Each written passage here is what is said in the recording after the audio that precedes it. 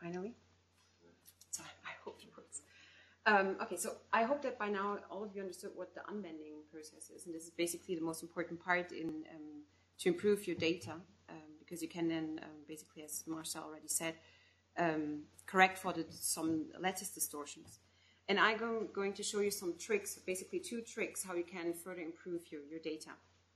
So the whole image processing scheme, Marcel also showed you already. So this is what we talked about yesterday. So the lattice and defocus determination that you do on your first raw Fourier transform. Then you have the whole unbending process where you basically compare, so cross-correlate, and this is actually nothing else than a comparison of an ideal crystal to the all imperfect data that you have. And by this comparison, you can then, of course, depict the differences and correct for them. And then you have this, we will basically talk about this in the upcoming practical. So the CTF correction that we heard about today. Then you can also determine your space group and then get your first map or even start with emerging. So your first raw image would look like this, very noisy. So the defocus already determined, and you can then start selecting your lattice. So I have 2 lattices here, so this and this one. So the blue one is the second lattice. This is what you're going to do this afternoon to select your second lattice.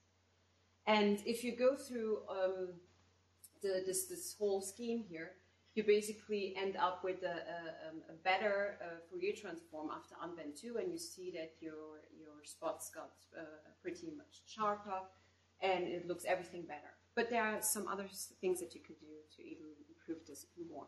So so this would be then like my first projection map after my first unbending, and it looks still a little bit crappy.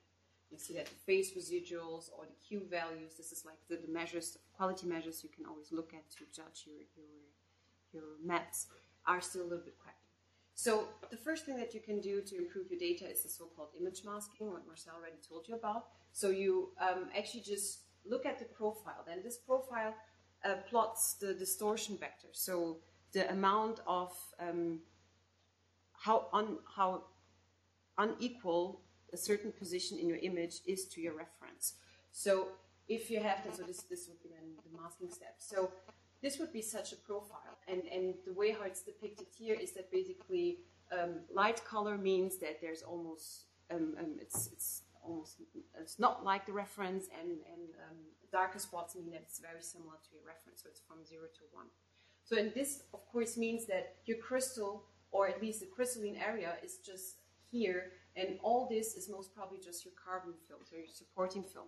Absolutely just noise. So the first thing you can do is just to mask it. So I mask it here. Yeah. So basically, so from now on, I identify my image as this part and not the whole square. So I get rid of, well, almost half of my image, and it was just noise. So and this is done at this mask crystal from Polygon script, but we will go through that in the practicals. So the first thing that you should see already by eye on your Fourier transform is that, so this was my Fourier transform at the beginning from the non-masked image. And if you compare with the masked one, you see that the spots looked roughly the same, because you kept your crystal that still has his own distortions, but you got rid of all the noise that was contributed by your carbon film for the non-crystalline areas. So this is like the first impact that you see already by masking. So you can actually select and see better your spots. So the same thing, if you then do the whole processing again with the masked image, you will also see that after unbend 2, your spots even get better than without masking. So for the same reason, then you have to consider, I mean, yesterday Henning explained to you very well that since you have a crystalline area, this is shown in the Fourier space as a lattice of spots. The first thing that you can do to get rid of most of your noise is by just masking the whole spectrum. But noise is everywhere. It covers everywhere. So this means that even around your spots, you still have noise. And you can't get rid of that noise because you don't know what comes from your crystal and what comes from the noise. So by masking your image, you can actually get rid also from the noise that is still in this mask A spot lattice that you define. Yeah, so this is the only way how you can actually really get rid of it. So, and if you then generate a map, so go further and generate a map. So this is from a non-masked, this is from a masked image. This is just a single image map, so it's not a merged map, it's just from a single image. And you see that the projection map gets already pretty, well, better. You see that here it's kind of, the densities are not that well defined, and it gets better here. But you also see it in the Q values and in the phase residual values, in the error of the phases, that it gets much better. So this is where you can really see that you're doing it correct. So, but more importantly, so this is one step that you should always do, especially if really your crystal is not covering on your whole image. Otherwise, you're lucky. But there's another step that you can do, and I actually just started using this a couple of months ago, and this improves your data even more, tremendously, much better. So the thing with the synthetic unbending is you can only do synthetic unbending once you have processed a couple of images and you have already at least a preliminary 2D merged map. Yeah. So you did this image processing for a couple of images, you collect all of them, merge them together, and you have a merged map.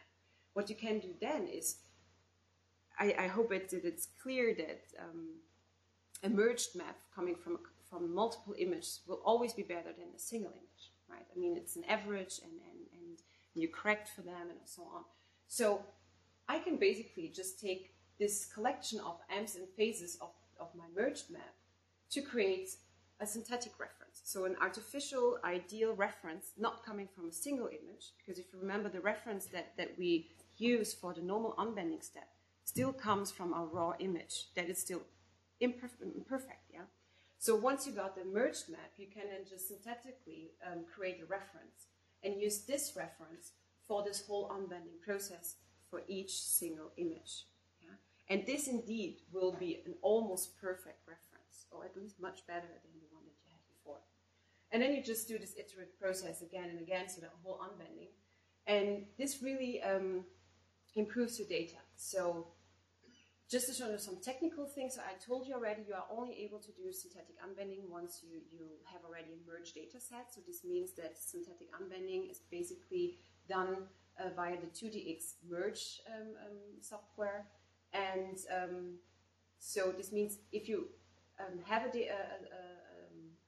two-dimensional merge data set, this means you're already at least at this stage where you have a couple of images that you merge together. You have a final map that would be this here with your certain values. And from this point on, you can then do your synthetic unbending. To do so, you first have to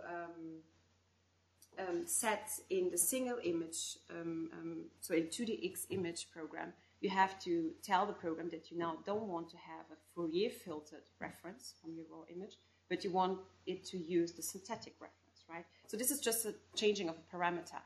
And just to make your life easier and faster and the whole thing, you don't have to open each image, go to the one parameter and change the parameter to synthetic reference. You can just run one of the costume scripts and tell him he should do this for all the images that you have selected. So basically, you can open, there are a couple of possibilities you can do. Just open, for example, there is the refresh data set that you find here in the costume scripts somewhere here. And there you have the option. And there you have the option, use the following to activate synthetic unbending in all directions. And the only thing you have to do is to just unlock this option. So that you basically, by running the script, it will go through all the images you have selected and set the reference to use the synthetic reference that you have just created. Yeah? So this helps you so that you don't have to open each of them manually. Then again, so in order that you don't have to open again each image manually and click the play button for the synthetic unbending script, you can also just press this button. So it's a so-called reprocess all images. What it does is, for all the selected images that you have, it will run all the scripts, all the standard scripts of 2DX image. Of course, it will skip some, like the normal unbend scripts, it will skip because it's not using the normal Fourier filtered one. But the thing is, you don't have to touch the single image anymore. It will do this for all the images, yeah? So that you just have to press these two buttons and then you have the reprocessed all images. So, but nevertheless, there is this the synthetic unbending script is the one that is in 2dx image, so we can have a look at it later on. So it's this one here. And there are some parameters, of course, that you can play around with. These parameters are, it's basically just two, is the synthetic mask A values here, and so you have two that you can change, because the synthetic unbending is also a 2 or a 3-fold iterative process. And what this parameter means is actually something similar to the reference diameter that you set before, that Marcel talked about. So basically, this syn mask A tells you how big your reference will be, and in a real space, this actually means how many unit cells do you use as a reference. So, and you know that the reciprocal space and the real space are reciprocal to each other. So if you choose a big number, this means in a real space that you are looking at fewer unit cells that you will use as reference. And the lower you set this value, the bigger will your reference be. So the more unit cell will include to create your synthetic reference and to compare. Yeah? So these are this kind of settings, parameters you can change and play around with. But that's actually it with synthetic unbending. Not much else you would change. So again, a comparison. So here I show you already a mask. I don't even start with the normal raw FFT. So this is already from a masked image after unbending 2, and here from a single image after done the synthetic unbending. And I put some arrows here because I was sure that you probably can't see it. But the biggest difference that you see, the spots are in both cases pretty sharp, are similar sharp, but in synthetic unbending you really start seeing also spots at a higher resolution. So again, unbending helps you firstly to sharpen your spots, but it can also help you to push your resolution. So if you now look at the results again, so this is again results from a single image. So I just opened again 2dx image of one image and checked the final map that I get. So this would be a map that I got single image masked after the unbend. So this would be the one thing. And this is, I opened the same image after I have run the synthetic unbending. And again, you see that, for example, if you look at this part, see, you see that it's kind of sharpen, or here you see that there's no connection between it. It really distinguishes as one nicely perpendicular helix, what's still here a little bit connected. And again, what's even always more important, you see it very clearly in the Q values and in the phase residual values.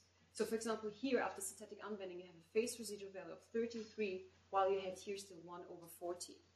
So we will talk about phase residual errors afterwards, but this is one of the quality measures that I like to look. So actually, I like to look this one even more than to the Q values, because the Q values tell you a lot for the same image, but you should always be careful comparing it with different images, because it has something to do with the signal to noise ratio. It doesn't mean it's not directly connected to the quality. So it could be that one image is really good and high resolution, but the signal to noise ratio was not that good. And if you compare it to another image where the signal to noise ratio was better, but actually you not had so many spots to, for example, higher resolution, you get in trouble comparing just the Q values. So the phase residual values tells you also a lot of that. So you see an improvement, and you can also then now look at the actually 2D merge statistics. So you not look at an image, a single image map, but you at the final merged map. And here you also see an improvement. So you actually don't see that big improvement in the maps itself. So this is a merged map only for masked image, and this would be a merged map after running the synthetic unbending. So you don't see that much difference in the maps itself. But at least you see, if you just compare it to here, that of course, if by merging images, you always improve also your data. So that this one's also always look better than, of course, from a single image. But again, if you look at the values that you should look at, you see an improvement. So the first improvement that you see is, so you have a table with the Q-val2. So these are the Q values, the weighted sum of your Q values after unbend 2. And here you have the plot of the Q values after your synthetic unbending. And you see already for each image an improvement. Yeah, sometimes almost a double improvement. Yeah, double of your data. The other thing is, again, the phase residuals. They get, all of them get better after synthetic unbending. This is very important. And also here, so these are the phase residual for the merging step, and this is the phase residual of the final map. And all of them improve, sometimes just a little bit, sometimes tremendously after synthetic unbending. Yeah. So in summary. The tricks that you should always do is image masking. This improves your signal to noise ratio a lot, and you are able to also get rid of your noise in your, surrounding your spot. It's actually the best method to do. And the synthetic unbending is nothing else that you just, after having a merged map, you create a synthetic reference, or a really perfect reference, or almost perfect reference, and go back and do the whole processing. And this improves tremendously the quality of your image, and can, if you are lucky, also increase your resolution. But this is not, I mean, the important thing is that at least the spots that you had already, these are improved. And if you're lucky, you also improve your resolution. Yeah. And, okay, acknowledgement. So I know this is not important, this acknowledgement here, but I normally, when I give talks, I always acknowledge Derek the most. Yeah. So this is me and the two decrystallographers of my lab. Dylan left actually already, so it's just me and Maria. Most of people know Maria. So I actually always thank our God, of EM God, that keeps all our microscopes running. So without him, we actually were not able to do anything. But since I'm here now, it's actually Maria's and my helper is actually always Marcel. And yeah, so in terms of processing, software processing, I always rely on him. And I, of course, want to thank also for the invitation of being here, take this opportunity. And I really have to say that it works really good. So the communication, at least for me, is extremely good. Every time that I need something, I just pick the phone or whatever, and Marcel helps me. And it's just not on a professional level. It also makes fun. And if work makes fun, it's even better. So, yeah, that's it. I had even worse photos, so be fair. That photo is from 2 years ago. Yeah, it's 2 years ago. Yeah. So yeah, I also thank, of course, to Sebastian. Yeah, I mean there are a lot of people in this whole thing. I mean, I'm just thanking now Marcel, because he's actually always the person that I directly contact. But Sebastian's also, I think, a good successor. And I need to take pictures of his dinner afterwards for you too. Okay. When you make your synthetic reference, do you import the signature of your crystal, or do you restrain the phase? Good question. According to your symmetry? Oh, no. Yes, it has to be. Yeah, because during the merging, I apply already my symmetry. So the merged M's and phase that I use to create a synthetic reference are already corrected for my symmetry, right? So yeah, so it has to be corrected for that. Yeah. During the merging. Yeah.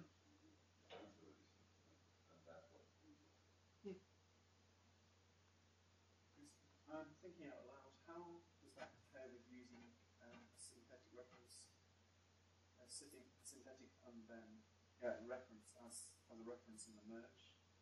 So if you use that, can you use that synthetic unbend reference as to merge all your data?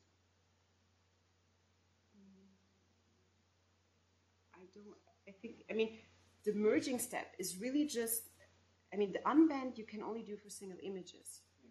So, and the reference is what you need to do unbend. Yeah. So the merging steps is really just, once you have your final processed image, it's just getting them together with the common phase origin. Yeah.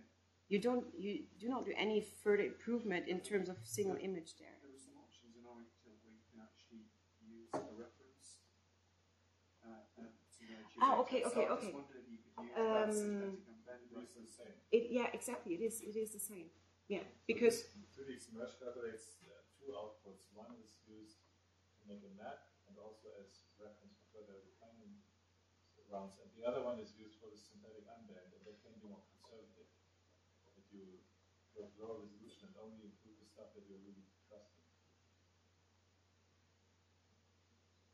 So it's still using the MRC with the make trap. Yes, exactly. That's what we used to create. Yeah, that is the. It's a general procedure, so Yeah. it's a 3D.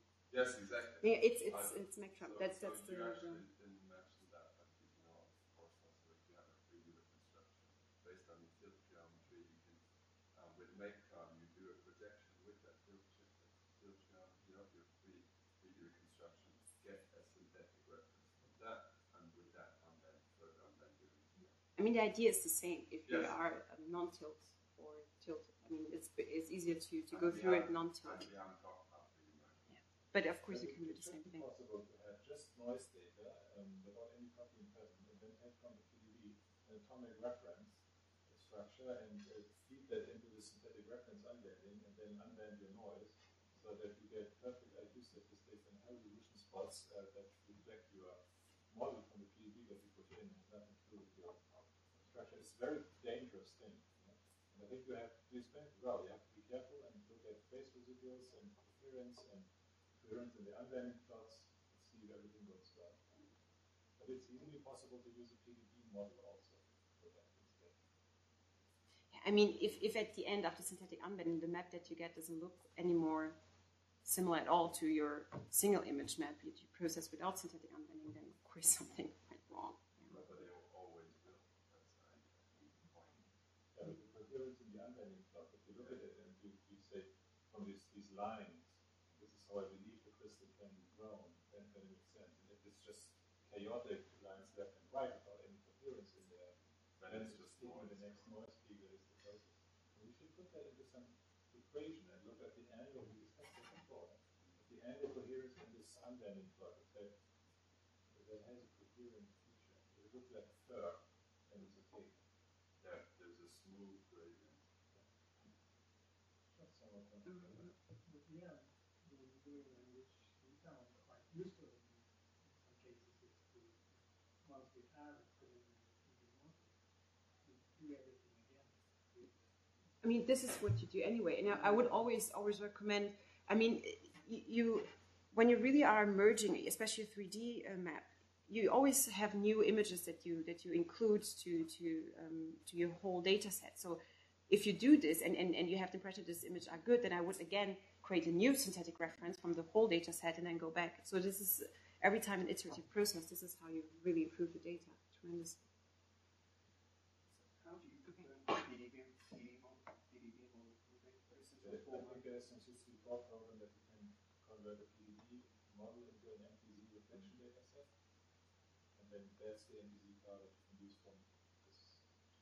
So the idea here is that you merge all your data together, you get a 3D MTZ file, and you use that as reference for another round of image processing of unbending of all the images. And then you can again merge those together, you get a better reference at higher resolution, use that again as reference for the synthetic unbending. And you do this in iterations over and over again. During the merging, there's then the problem with the phase origins that your pictures may drift out of the frame. But it's something we can discuss another. It's highly risky and very powerful, as we have also experienced.